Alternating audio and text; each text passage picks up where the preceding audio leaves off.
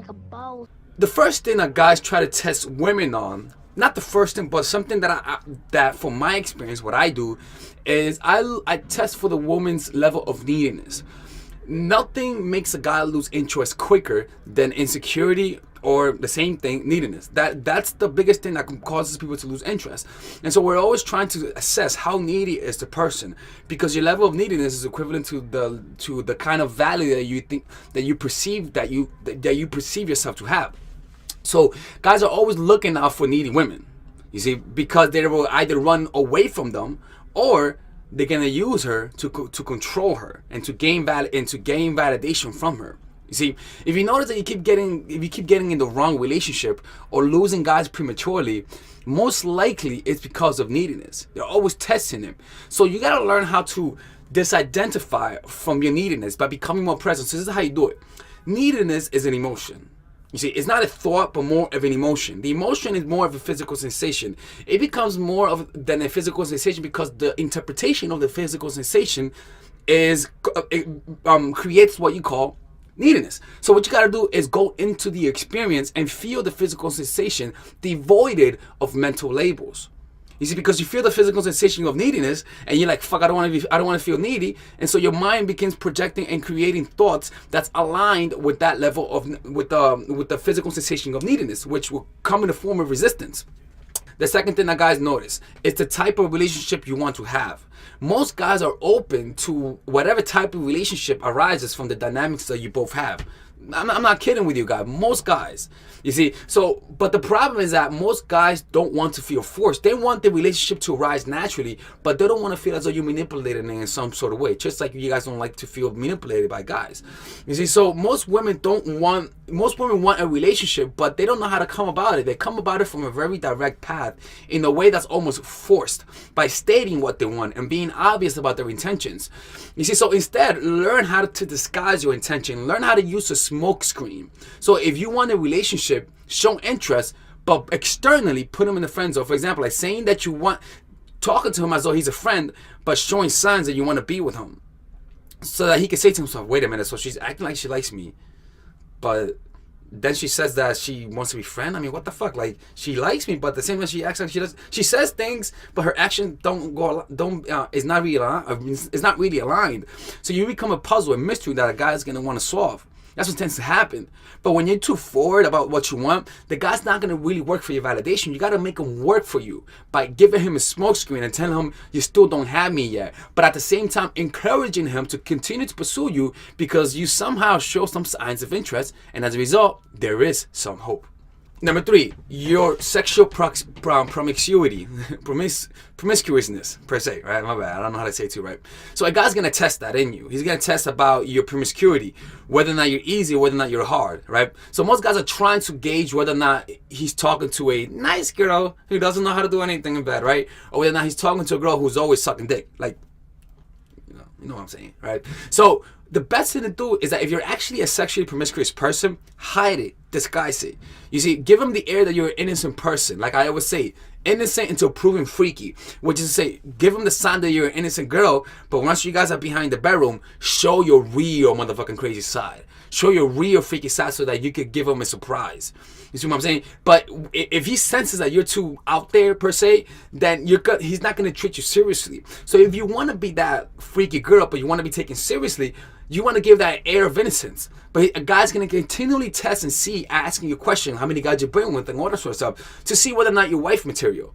But a lot of guys don't mind you being sexually experienced if you give an air of innocence. Because that's actually going to be more fascinating. He's going to be like, wow, I have this innocent girl, but she's a freak. Trust me, guys talk about this. You see, you got to have that little girl quality to you that will give you the perfect contrast once he figures out you're a freak. You see, this contrast will provide you with the necessary padding to show your sexually aggressive nature. So that he doesn't just think you're a slut. He's going to be like, yo, I got this girl, man, but she's fucking crazy and bad. You see, number 4. Your level of self-respect. Guys are always testing that so that they can know how to behave around you. All right, so guys will test your level of self-respect in very subtle ways. So the best thing to do is to have predisposed boundaries that you will and will not accept. The more guy senses that you have high levels of respect, the more attractive it's going to become. So a guy's he's gonna test that. You see, so it's very subtle. So it's something that you may not notice, but the best thing you want to do is to have predisposed boundaries about the things that you will and will not accept. So for example, you say, if a guy does this to me, if a guy ever touches me, he's fucking out. You see, if a guy ever does that to me, he's fucking out. I will accept this, but I will not accept that. Having those clear boundaries and writing them down will enable you to encounter situations and defend yourself, not because how nice the person is, but because you just happen to state it and you got to keep your word. So it's going to save you the troubles wherein when a guy is subtly testing you, you know, you don't have to think about it. You already know about the things that you will and will not accept. And so when a guy senses those boundaries, he's going to take a step back. He's actually going to respect you more. Number 5, her level of compliance, your level of compliance. A man will see how much you're willing to do without protest. He'll see how far he can get it. You gotta have predisposed values so that you don't become a yes woman who's consistently doing everything for her man. For example, a guy would disrespect you. This happens a lot, where a guy would disrespect a woman, break up with the woman, heck, even cheat on her, right? But because she wants him so badly, he'll say, baby, I'm sorry, man, can we get back together, right? That's very similar to the lack of disrespect. But in this case, you're always doing what he says. You're always willing to do everything for him. And even though he doesn't do anything in return, you still do it because you want to stay with him in the relationship. That's a very high level of compliance without him having to earn it. And that's actually not good, because then the guy's going to abuse you. You're going to feel like you're giving, but you're not getting anything in return. See what I'm saying? So you gotta learn how to say, you know, I do notice a lot of women struggle with that because they want to be the supporter. They want to please their man. But you cannot please a man if you're not pleased with your own life. If you're not pleased with your self-image, because then what's going to happen is that guys are going to abuse you. They're going to use you. They're going to use you as their source of self-esteem. And if they have low self-esteem, that means they're going to abuse you in emotional, verbally, and God forbid, in physical ways. Number 6. And also, when you have high levels of compliance, which is to say you're always saying yes to him, then he's going to get used to that. And he's going to have a false sense of entitlement. And guys are always testing to see whether or not a woman has that. These are very unconscious things that happen. Number 6, if you actually like them. Now, this is more because guys are insecure by nature. Where I'm always seeing if a girl likes me, because I'm a guy. You know, sometimes I get insecure. I want to make sure that the girl likes me sometimes, you know. And even though that's not playing by the books, how I teach it, it happens to me. I'm a fucking human being. You know what I'm saying? So they're always afraid of rejection. So you learn how to show that you like them by validating them from time to time. Encourage him to chase by rewarding his effort. Don't be afraid to show that you like them. As long as you mix hot and cold, he'll stay interested even if you show interest. So yeah, show interest, but when you show interest, then learn how to take a step back. A lot of women, they don't understand that there's nothing wrong with showing interest. There's nothing wrong with showing that you like them. But then afterwards, take a step back. Show a little coldness afterwards. Don't show interest, then the next day show interest, then the next day show interest. They're going to take you for granted. They're going to take that dopamine hit for granted. Show interest, then take a step back. Show interest, then take a step back. It doesn't have to be a big step back, but just make it a step back. Number 7, if they get without getting, if they can get without having to give back. You see, a lot of guys will test, like, can I get this from her without putting a lot of effort?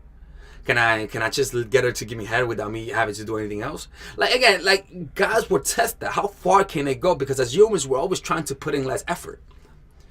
You see, so men want the easy time. Men want you to invest without having to invest. So don't let him get away with that. Make him work for your attention, like I said earlier. Make him work for what you give him. Learn to give reward. Learn to give as a reward from time to time. Be timely. Don't just reward for no reason. You see, always be looking for excuses to reward. When he does something that you like, reward that and make it obvious. You see, and when you feel like he's not giving anything in return, take a step back. For example, if you notice another guy doesn't take you out on a date and he just wants to go home and fuck you, right? Then, for example, if you guys just casually seeing each other and you feel like he's just getting too comfortable, then stop talking to him. Like, start being busy.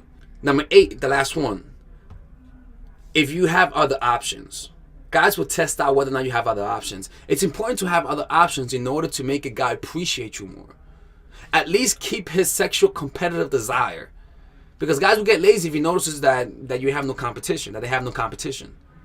You see? So, It increases your value as a woman because you have other men wanting you. Show that. So this is some ways to show that you have other options. It doesn't just mean showing other options in terms of sexual interest, even though that's the primary thing, but also showing other options in terms of having a social group.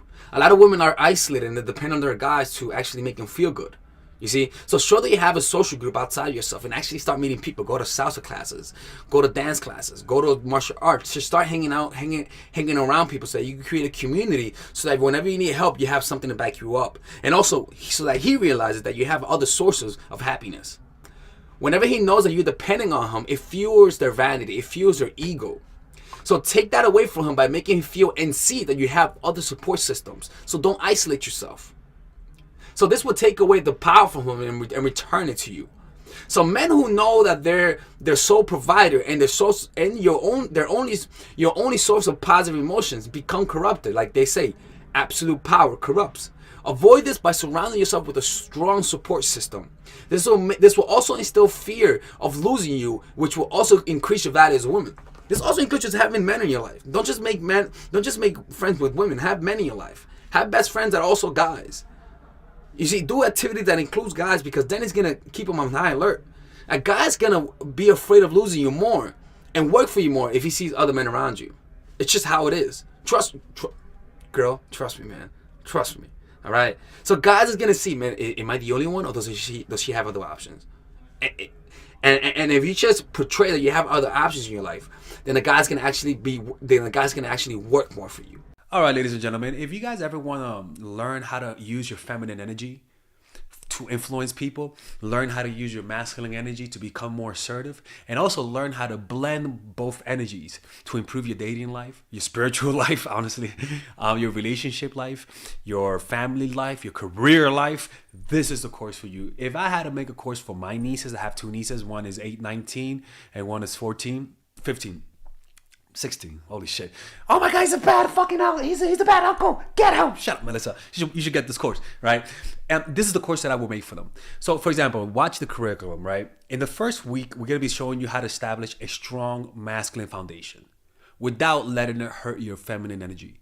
This masculine foundation is a source of who you are, right? It's your bodyguard. Without this, whatever feminine energy you create will be destroyed by the outside because your masculine is your shield.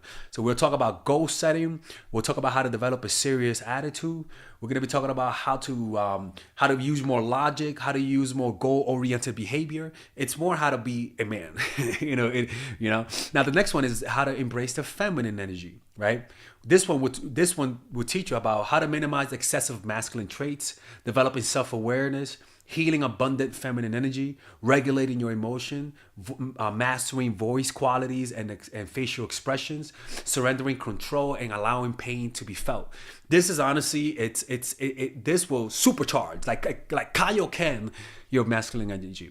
After that, we have femininity in the workplace and how to be feminine in the workplace without letting people take advantage of you, and the nuances of how women on power should behave versus women who are subordinates in the workplace, and even the dress code. This is based on psychology, people. It's kind of insane. I'm actually excited about this one. The next week, we talk about navigating the labyrinth of male and female friendship. And this, a lot of women find confusing, so we talk about that. And how to identify envious friends, how to identify the good friends, how to keep male friends, and how to keep female friends. Week 5, we talk about how to release the burden of the past and stop and destroy mental projections. This is actually really powerful. And then week 6, we talk about how to increase your observational power so that you can read people better. And we have a bunch of bonuses. The course starts at $99, and you guys can pre-order the course today at $69 before it goes out. If you're watching this, most likely I'm in the meditation retreat, so most likely I will be praying for all of you guys. And just click on the description down below of the video. Right there, you'll see it, and you can pre-order that course. It's gonna be out by the end of next month or the beginning of February of March. One of the two, people, because I have a 10-day retreat to do, and I want to finish the course after the retreat because I think the ideas are gonna be so much better. All right, man. I'll see you guys later. Pre-order, man. I'm closing the channel.